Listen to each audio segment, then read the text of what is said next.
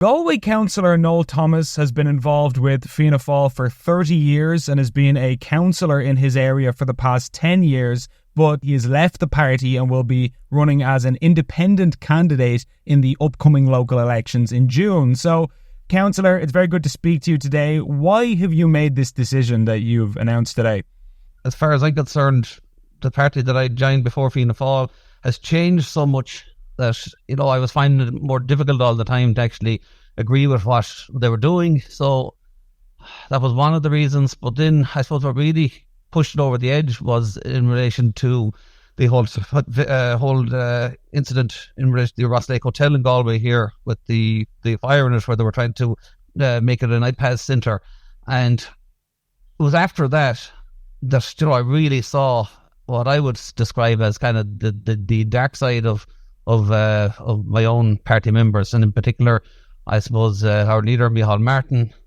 And what I mean by that is, shortly after that incident in Rascal, I did an interview with RTE, and the following evening, Micheál Martin was on the phone to me, and he was more or less trying to give out to me about what we'd done was wrong and all this. So anyway, I quickly told him that he was wrong, and he was wrong in the way he was running the country and everything else. But anyway, we ended on bad terms, we should say, I suppose the politest way to put it, myself and Micheál. And then after that, we had the local senator here in Clare, who decided to attack both myself and my colleague Councillor Walsh as well, actually, on social media. He went on X or Twitter, and he got his answer very quick there as well, because he absolutely got tore apart by the people on X, like, for what he was saying about the two of us. And it was good to see in a way that that people really were fed up, I suppose, of what the government were trying to push. But I would look at the third person then who actually came out against us, and most disappointing of all was our own local TD, Eamon O'Keefe. Now, I've worked with Eamon for years and years and always had great respect for the man and everything, but he came out on the airways and condemned myself and Seamus Welch for what we'd done, for standing by the people of our own community, which I really found, very hurtful, to be honest with you. Like, there was no need for him to do that. He's a man who has always and ever said that, he was being persecuted himself by Micheál Martin. He said himself he made a stance against Micheál Martin's decision at the time to join up with Fine Gael as well. But yet, then, as soon as something like this happens, he goes running to the side of Micheál Martin. So that was, as I found, very, very strange, to be honest with you. But anyway, look, I can't tell him, how he's supposed to conduct his business, but just as I said, very disappointed from my own perspective. But look, 30 years, as I said to you myself, as a Fianna Fáil, working with Fianna Fáil, I should say. I'm not fully 30 years a member, but I'm 30 years involved with them.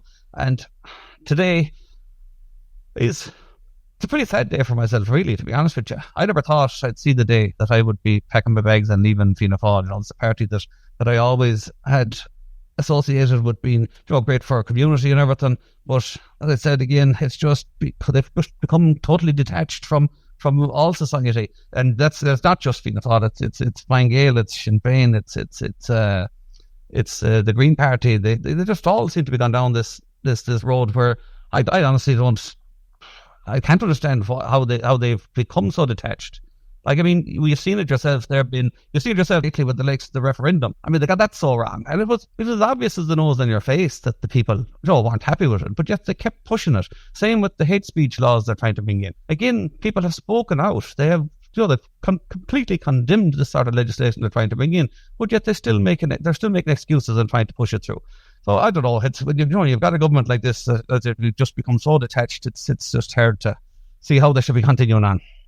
You said previously that you found the party that you had joined of Fianna Fáil to be unrecognisable now, and that you didn't see the values that you had initially joined the party for still represented. What did you mean by that? I'm wondering specifically. First of all, anyway, so look, I joined them because, as far as I was concerned, they were the best party out there for the local communities, in trying to help local communities and trying to help for funding and everything else. They were always there to lend a helping hand. And I've dealt with ministers over the years as well, and they were they were some of the finest people you could ever come across. Like you could always pick up a phone, Ben, at the time. You could ring your minister, ring your TD, anybody, and they'd always be there to talk to you and to try and help you in any way they could. But over the last few years, that has all stopped. Like, and a lot of people don't realise this, and I suppose they wouldn't realise it. But you've often heard, you hear the public giving out, and they'll be saying, they're sending emails to various departments or whatever and getting no answers or whatever. Well, can you imagine from my perspective, like as an elected representative, and I know that this goes for an awful lot more of local representatives as well. Like even we have no contact with them anymore. We've had every now and again as a token gesture, you'll get a minister and come down to Galway or something, and they'll arrange to meet you, and they're going to bring all your concerns back to the other ministers, the relevant ministers or whatever, and then you'll never hear anything back again about it. And that's the way things have changed. It's very disappointing, to be honest with you. If you've got genuine concerns in your community, that's what people are elected for. They're elected to represent their communities, to help people out. But as I said to you, that just seems to have disappeared. As somebody who has a problem with the way the party is currently being run and the current direction of the Fianna Fáil party, and obviously, as you mentioned earlier, Councillor Seamus Walsh, who's also a Fianna Fáil councillor, has now left the party, and he says he'll be running with the newly formed Independent Ireland party in the next election. I'm wondering, do you think the discontent that you're feeling is isolated to you and a couple of local councillors, or is there a broader malaise within the rank and file of the party overall? Because the reason I ask that is we're obviously seeing this mass exodus of TDs from Fine Gael, and there seems to be a massive shift there in people saying that they want to walk away from the party or politics altogether, and now we suddenly start to see yourself and a couple of other councillors here and there drifting away from Fianna Fáil. Do you think that this is a feeling that's shared by many other people than just yourself? From a councillor perspective, that is 100% the case. As I said to you, we don't have contact with any of the ministers at all anymore. But I can say, and it's secondhand this, but I know that I've talked to a couple of TDs over the last while as well, and they are telling me the same thing. They're telling me that even the TDs don't get much time to have much say with the ministers. And in particular, Micheál Martin, I've been told that it is impossible to actually tie him down anywhere, even as a member of Jachtadala. So, so for the likes of as a lowly councillor, it'd be a very little hope at all in that case. I suppose this is something that I've been meaning to ask a member of the party who has experience with the party and who's seen it through its various stages and evolutions is, I wonder as an outsider looking in, what the Fianna Fáil identity is in the modern era, because there are lots of political parties in Ireland who you might agree with, you might not agree with, but you at least understand the niche that they're trying to cater to. So, for example, the Green Party, you might like them, you might dislike them, but you understand that they're there to represent people who are very, very concerned about the environment and climate change. Okay, got it. I get why they exist. Or people before profit. If you're a kind of a radical socialist type, you vote for people before profit. I understand why they exist. What is Fianna Fáil trying to be? What is it full stop? It's something that I've never really been able to understand or wrap my head around what demographic they're trying to reach. That would have been clear, 20 years ago, 15 years ago. I'm not sure it's clear now. Do you have an answer to that question? What is the modern Fianna Fáil? No. I tell you, Ben, I don't, to be honest with you. Once upon a time, Fianna Fáil was everything, to be very honest with you. They actually covered almost everybody. But what I think what they've gone wrong is I think social media actually has a lot to answer for in this case. And the reason I say that is, and I'm not that I'm opposed to social media or anything, but I think that we find ourselves that the loudest voices on social media seem to be an awful lot of minority groups. And a lot of these small NGOs we have going on in this country as well, they seem to have the loudest voices of all. And for some reason, Fianna Fáil seem to be hoodwinked into thinking that these are the voices of the majority of people in the country, when in actual fact, they're not at all. Like, I see it myself, like I've often been attacked on social media myself, and I don't know, when you actually go and you look through some of the people who might be laying an attack on you, and you'll quickly find that, that they're associated with a particular NGO or whatever, and, they don't have much of a following or anything else, like, but they're just, all they're there for is just to make noise, really. But it works, and it seems to have worked in hoodwinking Fianna Fáil and Fine Gael as well in particular, and Sinn Féin, to be honest. Like, but when you ask what do Fianna Fáil stand for now, as I said to you, that's what they seem to have moved towards, is this kind of extreme left kind of a vision for the country that, as I said to you, really does not represent anything close to the majority of the people in this country. Not even close to it. And I think, I don't know, I think at this stage it's almost too late for them unless they do a serious rollback now and actually get back to actually representing what the majority of people want to see happen in this country. I think I've heard some concerns behind closed doors that many Fianna Fáilers, you mentioned the hate speech bill earlier, they're concerned that they're going to get it in the neck electorally for a policy that isn't even their own, because of course the hate speech bill is really a Fine Gael brainchild. It's not it's not the product of Fianna Fáil, and it's not really their legislation, and they have to defend it because they're part of a coalition government, and so you have to make compromises, but that they're not nearly as enthused about it as their coalition partners, yet they're kind of tied to this thing that is causing them no end of grief. Is that something that you've found in your experience? It definitely is, yeah. I mean, anybody... First of all, I have to say, until quite recently, a lot of the people actually didn't know what the hate speech bill, but when you actually, when you go around and you talk to people about it, they become very shocked very quickly in relation to it. I suppose maybe it's more apparent to the likes of myself, like, because we saw what happened to me at my house on 6th of January, where we had a raid by the Gardaí with a search warrant for my home. And, like, Joe, that's me, an elected representative, who you'd imagine it would be difficult enough to actually, to be able to secure a search warrant for a house like mine. But can you imagine, Ben, though, if they passed this hate speech law? Like, this is what's going to be happening to anybody then at that stage. I mean, the Gardaí will have free reign to go storming into anyone's houses on suspicion of them having something on their phone or on their computer rather.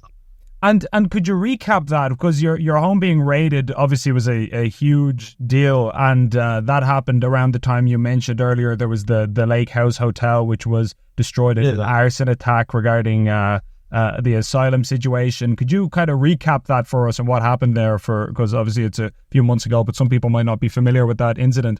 Just in particular, the raid at the house, is it? Yeah, and kind of what led up to it. Yeah, well, what led up to it, I suppose, was there was a fire in the Ross Lake Hotel, as essentially there was proposed to be an IPAS refuge centre. But, I mean, from there, the Gardaí then started an investigation. So they got the Criminal Investigation Bureau brought down from Dublin in relation to this. And they're actually still, would you believe, to this day, going around the area, conducting interviews with people and asking them for information in general about it. But anyway, it came to a head for me on the 6th of January, where it was a Saturday morning at 6 o'clock in the morning. So myself and my wife were in bed. My kids were all at home on that particular weekend. They're all grown up, but they were all actually at home this weekend, which was kind of unusual. But 6 o'clock in the morning came. Next thing all we could hear was banging on the door, doorbell ringing, windows banging, flashlights shining in the window, and there was a team of Gardaí arrived at my door to conduct a search warrant, to conduct a search. So I opened the door and let them in, and they told me that they had a warrant to search my house. So I asked them to show me the warrant, and they did, and all was legit. So I had to let them proceed to search my home. So we were cordoned off into the sitting room, myself and my family, and a guard put at the door, 2 guards, I suppose, and while they conducted the search around our house.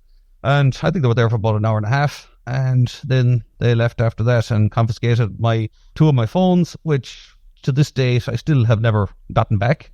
And there's a few other people that they have taken phones from as well, and other items, and never returned either.